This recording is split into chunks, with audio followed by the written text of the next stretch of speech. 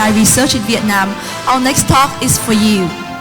There is a fact that in the development of AI in Vietnam at the moment, research activity have not been taken seriously.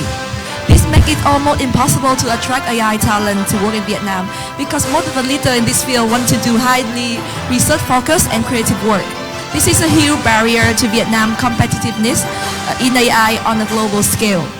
VinAI Research is the first AI research lab in Vietnam with a focus on fundamental research.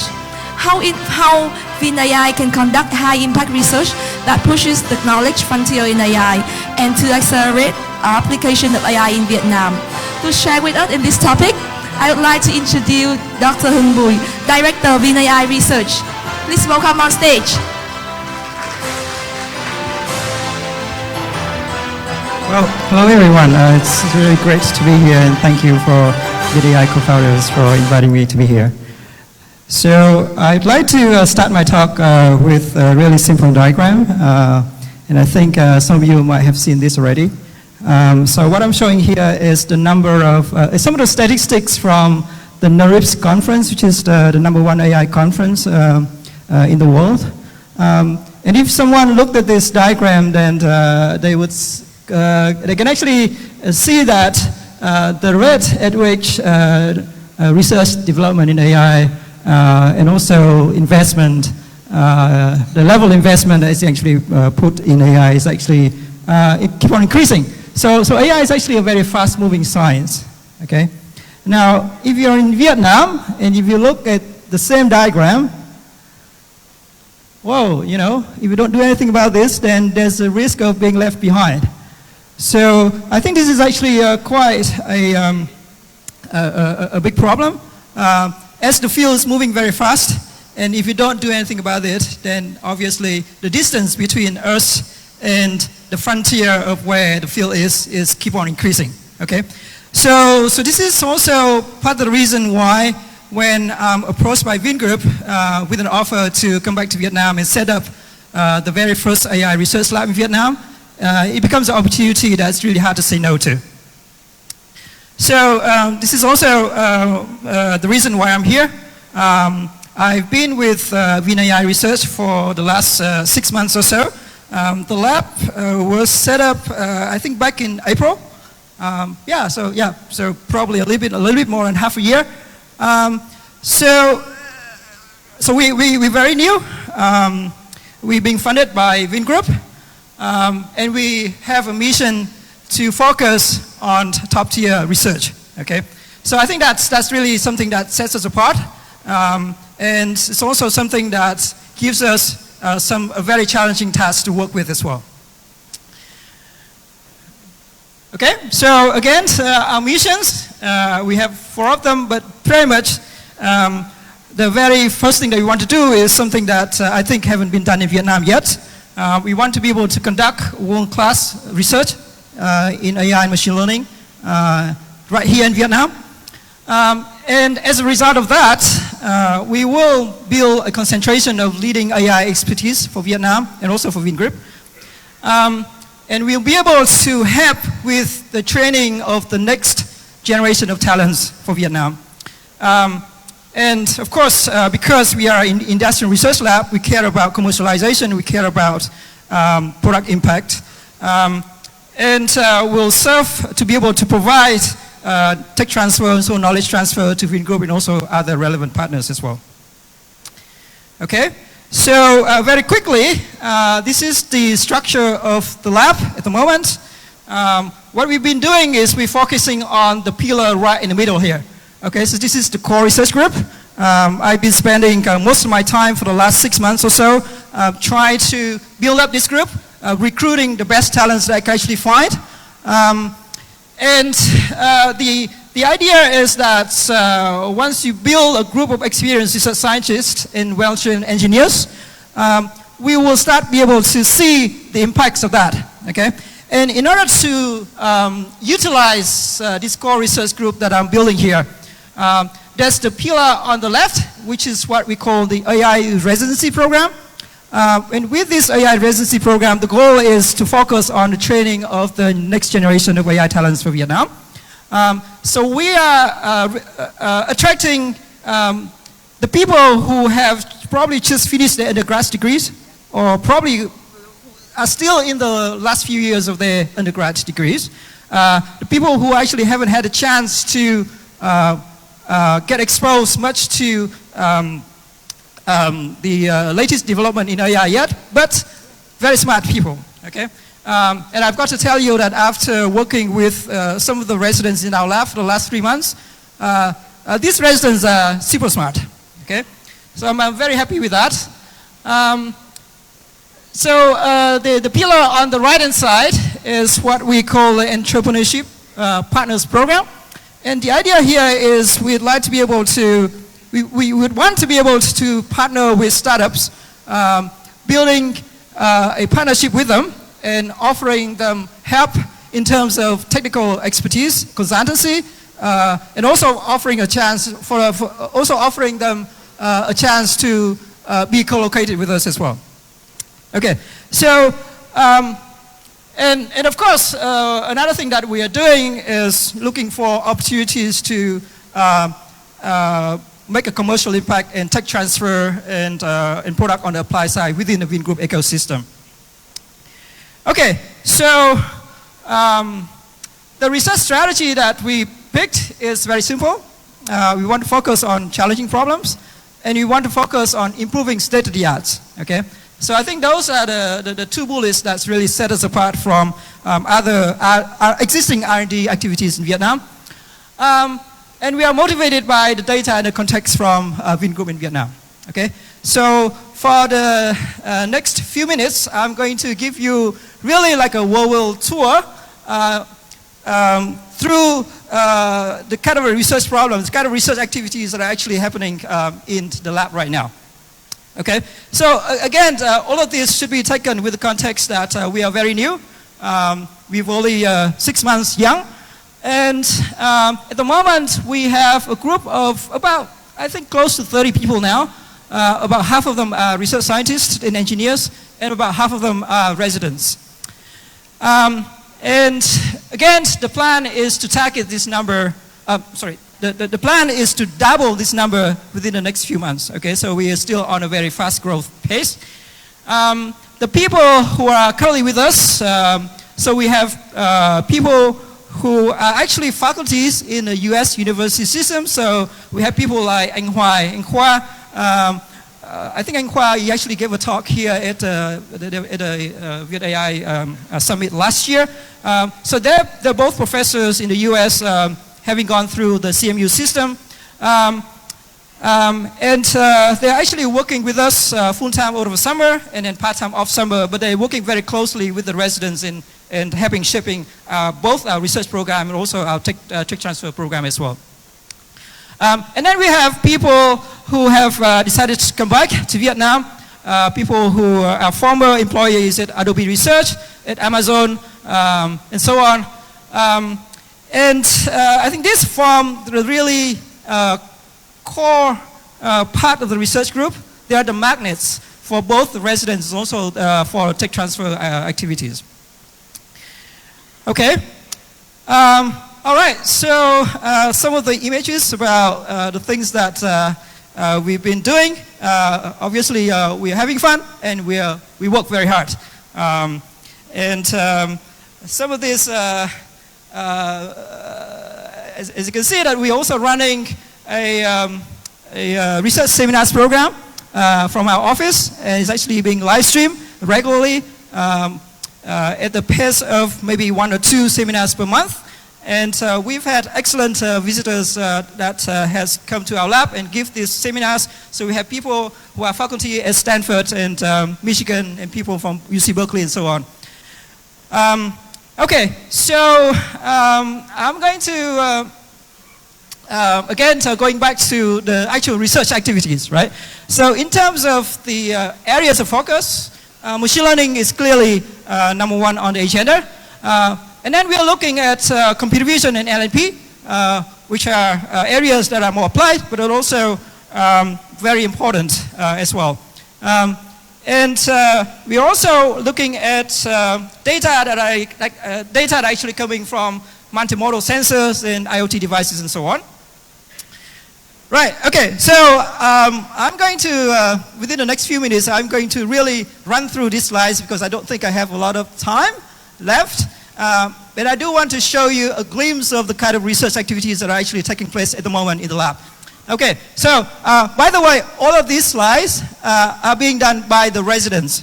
Okay, so they're not being done by the research scientists, but the residents are actually actively and sometimes they are main contributors in these research activities. Okay, so the very first thing is representation learning for decision making. And a particular problem that you want to look at here is how we can actually do control or decision making directly from images. Okay, so here's a problem. The input is video images, and you're going to have to try to steer the car, for example. Okay, and you want to be able to do this by learning a representation of the image, and then try to do control over that latent space. Okay, so I'm able to play this. Okay, so. All right, okay, so the video is being loading, and the video is actually showing a new method that we developed, and the code is actually being implemented entirely by one of the residents, and it shows that with the new method you are able to learn a much more robust and effective representation to solve this problem. Okay, so moving on, more on the computer vision side. We have a research project looking at how we can actually do better image captioning with personality. Okay, so the idea is we're looking at is instead of generating a factual captioning, for example, a woman wearing a green t-shirt, can you actually modify these generated captions with personality to make it more interesting? Okay, next. Okay, so now we are starting to look at a few projects that are more specific or more interesting to the Vietnamese audience. So as you can see, one of the problems with machine learning at the moment is the bias in the data set.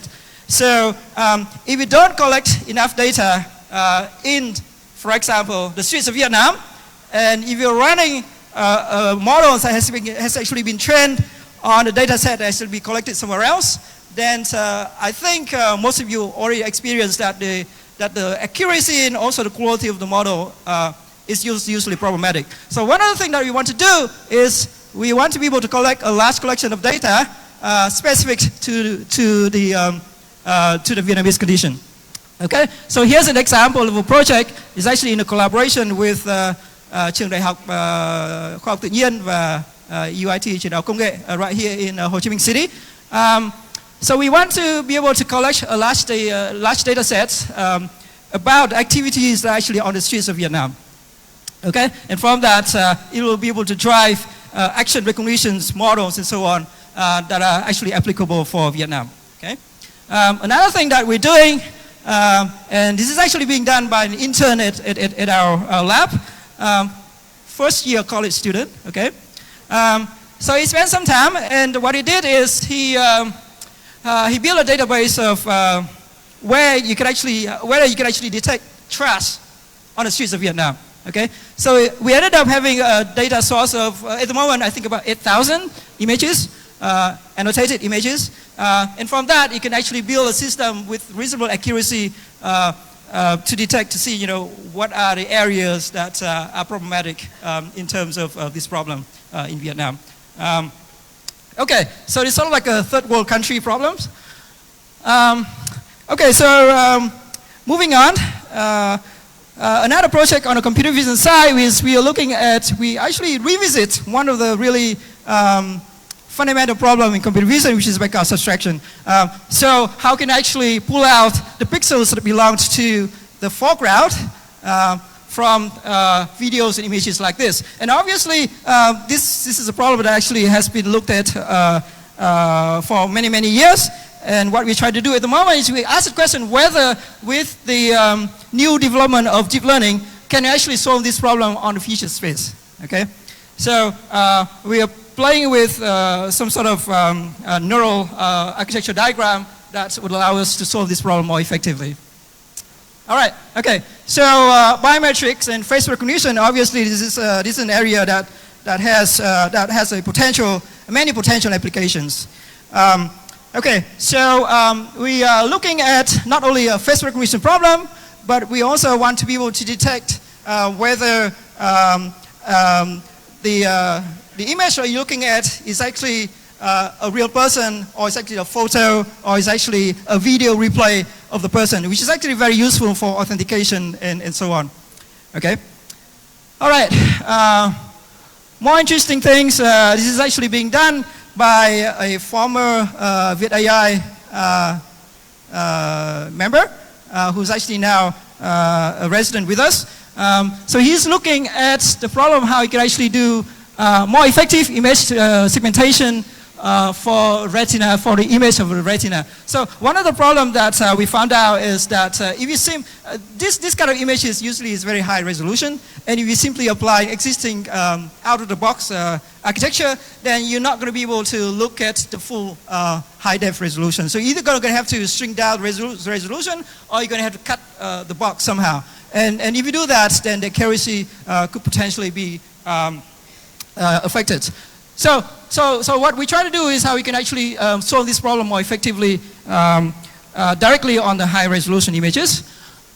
Okay. All right. So moving on to the NLP side, we have a small but growing group focusing on research and also application of NLP. One of the person that is actually leading this group is Anh Thiet, who had a PhD from NIU and also a postdoc in Mila, and he's actually helping us to set up this research program here. So the very first problem that we are looking at is the basic problem of information extraction and also relation extraction. And of course, using the full-blown using the full-blown deep learning architecture underneath this.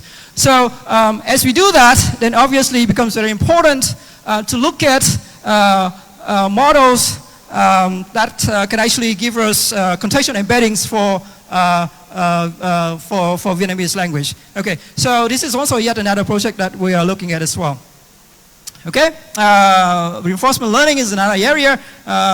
Which is, it's also a very important area in AI research at the moment. I'm not going to go through this into details because I think I'm running short on time. In terms of the output so far, the lab has produced 5 top-tier papers. So we're going to have 2 papers at NIPS, 2 papers already presented at ICCV. And we will be a NIPS sponsor this year. So if any of you are in Vancouver in December, then we will see you there. Right, okay. So another very important part of the lab is the engineering team. So as I mentioned when I was on stage earlier, in order to really see the transfer of research to the actual product, we need both, research scientists and engineers, and those are the things that are actually well recognized within our lab. So the engineering team is an integral part of the lab.